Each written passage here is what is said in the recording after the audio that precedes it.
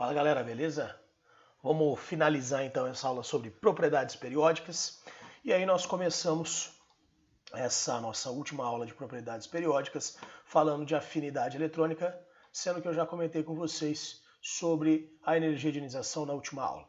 A afinidade eletrônica ela é basicamente o contrário, tá, da energia de ionização. Pode perceber através disso aqui, ó. Átomo gasoso mais um elétron forma um ânion e libera energia. Se você olhar a energia de ionização, é exatamente o contrário. Átomo gasoso, ao invés de dar o elétron, eu dou a energia. Tá? Ao invés de formar um ânion, eu formo um cátion. Ao invés de eu recolher energia, eu recolho o elétron. Então é basicamente o contrário. Energia de ionização, eu dou energia e pego o elétron. Afinidade eletrônica, eu dou o elétron e pego a energia. O que a gente precisa entender, e é o mais importante de tudo, está aqui, ó. Que quanto maior a energia liberada por um átomo, maior é a afinidade dele, tá, pelo elétron. Como a família 8b trata-se de gases nobres que já estão estáveis, eles não têm uma afinidade eletrônica. A gente considera que a afinidade eletrônica deles é nula. Isso aqui não é 8b, tá? Isso aqui é 8a. Pelo amor de Deus, família 8a, não 8b. Então, já são estáveis, beleza? Não precisam receber, não precisam perder elétrons, então eles não têm afinidade eletrônica. Ah, então a afinidade eletrônica ela vai ser a mesma coisa que a eletronegatividade. Não. A eletronegatividade é uma questão teórica através do raio. A afinidade eletrônica não é teórica, é medido pela energia de maneira prática.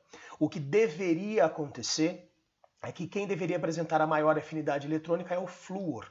Afinal de contas, é o átomo menor que eu tenho, tá, disponível aí nos ametais com maior tendência a atrair os elétrons. Só que isso não acontece. O que acontece é que quem apresenta maior afinidade eletrônica acaba sendo o cloro. E é esse cuidado especial que a gente precisa ter aqui. E por que o cloro apresenta essa maior afinidade eletrônica? A gente acaba caracterizando o cloro como sendo um átomo de um tamanho quase que perfeito, se comparado com o flúor. Tá? O flúor é um átomo muito pequeno e isso acaba gerando uma certa instabilidade pelo poder de repulsão que acontece aí dentro desta eletrosfera. Tá? Então o cloro acaba sendo um modelo de átomo, entre aspas, perfeito, ideal, e por isso ele é estável, tá? Mais do que o flúor recebendo esse elétron. Tanto é que lá nas reações orgânicas nós vamos perceber que basicamente não se utiliza flúor, só se utiliza cloro, bromo e iodo. Essa afinidade eletrônica tem a ver com o que eu falei na última aula sobre a lei da oferta e da procura. Tá? Quem quer muito se estabilizar, fornece muita energia. Quem não tem tendência em se estabilizar ganhando elétron, fornece pouca energia. Por isso que se a gente dividir aqui, ó, entre metal e ametal, vocês vão perceber que os metais, eles se estabilizam perdendo elétrons. Aqui, o cara está dando elétron para ele. É exatamente o contrário do que ele quer. Por isso que a energia, tá, liberada nessa afinidade eletrônica é muito baixa para os metais e é extremamente alta para os ametais. Então, de maneira geral, a afinidade eletrônica ela segue a mesma característica da eletronegatividade, porém haverá uma inversão. Ao invés do flúor, né, ter a maior afinidade eletrônica, quem tem essa maior afinidade eletrônica é o cloro. Outro nome que isso pode aparecer, ao invés de afinidade eletrônica, isso pode aparecer como eletroafinidade. Qualquer um dos dois nomes acaba estando correto. Próximo, vamos chegar em algumas características físicas, tá? Algumas propriedades físicas, melhor dizendo, a respeito dos elementos na tabela periódica. Começando pela densidade. Lembrando que a densidade aqui a gente leva em consideração a mesma relação de sempre, massa sobre volume. Os elementos mais densos são os elementos que estão ao centro da tabela periódica para baixo, dando uma importância muito grande ao ósmio e ao irídio. Tanto o ósmio quanto o irídio, eles apresentam densidades mas muito próximas, em torno de 22 gramas por centímetro cúbico, tendo uma pequeníssima diferença de 0,1 do ósmio para o irídio. A gente considera que o ósmio é o elemento mais denso da tabela periódica. É como se você pegasse uma garrafa de Coca-Cola, enchesse ela de ósmio e ao invés de ter 2 quilos, como é o caso da água, você passa a ter 44 quilos. Então, para você ter ideia, é como se você tivesse aí 9 sacos grandes de arroz dentro de uma garrafa de Coca-Cola. Tá? Isso aí é extremamente denso. Se você pegasse aí uma latinha de 350 ml, você teria mais de 7, 8 quilos nessa latinha. Tá? Então, uma densidade absurda do ósmio e também do irídio, que são bem próximos, em relação aos outros elementos. Falando de temperatura de fusão e de temperatura de ebulição, aqui a gente tem que ter um cuidado especial, principalmente com esses dois caras. Elementos da família 1A e elementos da família 2A não seguem o padrão da tabela periódica, tá? E qual que é o padrão da tabela periódica? O padrão da tabela é bem parecido com o da densidade. É da extremidade para o centro e é de cima para baixo. Tá? Nessa região nós temos os átomos com as maiores temperaturas de fusão e ebulição, incluindo eles o tungstênio. O tungstênio também antigamente chamado de valfrânio, por isso o W, tá? Tungstênio ou valfrânio. O tungstênio apresenta a maior temperatura de fusão que a gente tem na tabela periódica. Tá? Porém, a maior temperatura de ebulição está com o elemento aqui, ó, da família 4A, que é o carbono. É como se ele fosse uma exceção, que se você observar, ele não está sendo apontado para a seta. Tá? Então, analisando de maneira individual a fusão e a ebulição, é isso que a gente tem: carbono maior ebulição, tungstênio maior fusão. Só lembrando que o tungstênio está presente naquelas lâmpadas chamadas de incandescentes, tá? Aquelas lâmpadas mais antiguinhas, lâmpadas quentes. Tem um filamento aqui. Esse filamento é de tungstênio, tá? Justamente porque ele pode atingir altas temperaturas e não fica líquido, porque ele tem uma altíssima temperatura de fusão. Mas, de maneira geral, na tabela periódica, tá? As maiores temperaturas de fusão e ebulição sempre estarão nesta região. Falando dos casos especiais da família 1A e 2A, a gente segue o padrão contrário aos demais. O que acontece é que os elementos da família 1A e 2A aumentam sua temperatura de ebulição de baixo para cima. Então, se você pegar sódio, ele tem uma temperatura de fusão, tá, maior do que a do potássio. Então, se você pegar aqui, ó, o cálcio, você tem uma maior temperatura do que o bário, por exemplo, certo? Então, não se esqueçam, a família 1A e 2A não seguem o padrão de todos da tabela periódica, tá? Eles têm exatamente as temperaturas contrárias, de baixo para cima. Seguindo, volume atômico. O volume atômico é o volume ocupado então por esse mol do átomo, e esse volume atômico ele tem como característica aí o aumento do centro para as extremidades.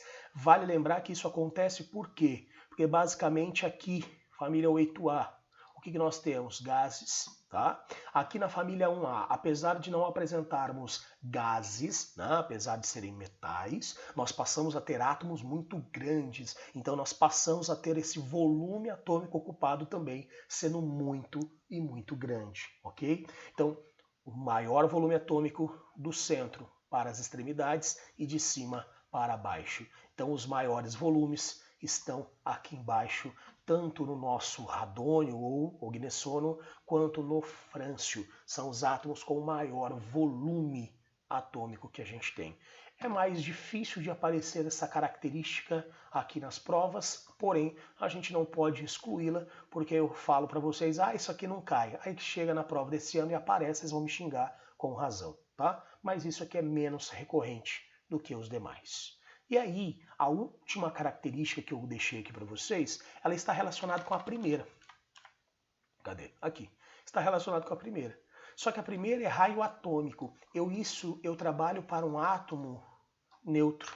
Enquanto que aqui eu trabalho num raio iônico. Então eu estou trabalhando para cátions, estou trabalhando para ânions, tá? Eu deixei até separado para evitar confusão. Quando a gente fala de raio iônico, a gente tem que dividir em duas partes. Primeiro, para átomos ou íons que são do mesmo elemento. Como assim do mesmo elemento? Olha, até coloquei exemplos aqui.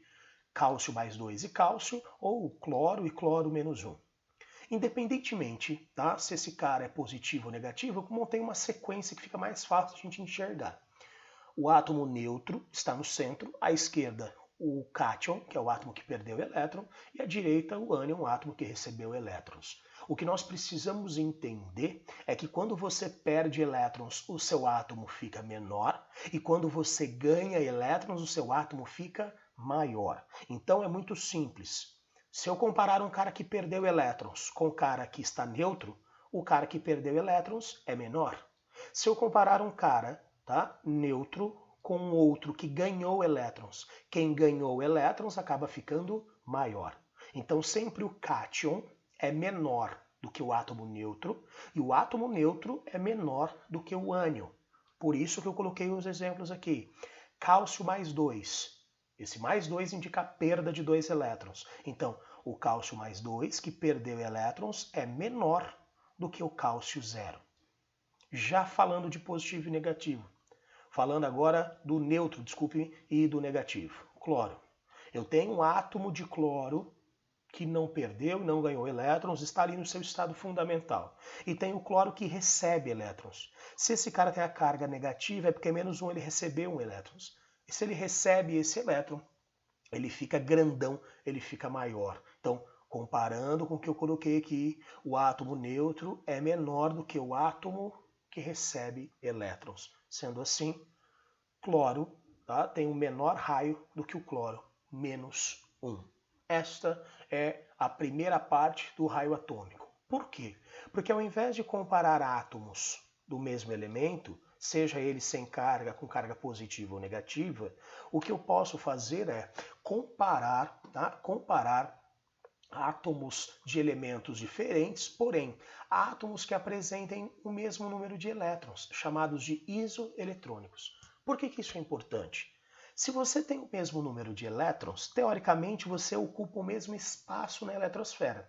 E se você ocupa o mesmo espaço na eletrosfera, teoricamente você tem o mesmo raio. Só que isso não vai acontecer. Por que isso não vai acontecer? Porque o que vai mudar aqui, ó, é o número de prótons, é o número de cargas positivas para gerar essa atração. Então, por exemplo, eu pego o oxigênio menos 2, que tem 10 elétrons, pego o neônio neutro, que tem 10 elétrons, e pego o magnésio mais 2, que tem 10 elétrons. Teoricamente, todos deveriam ter o mesmo raio. Só que o que vai acontecer aqui?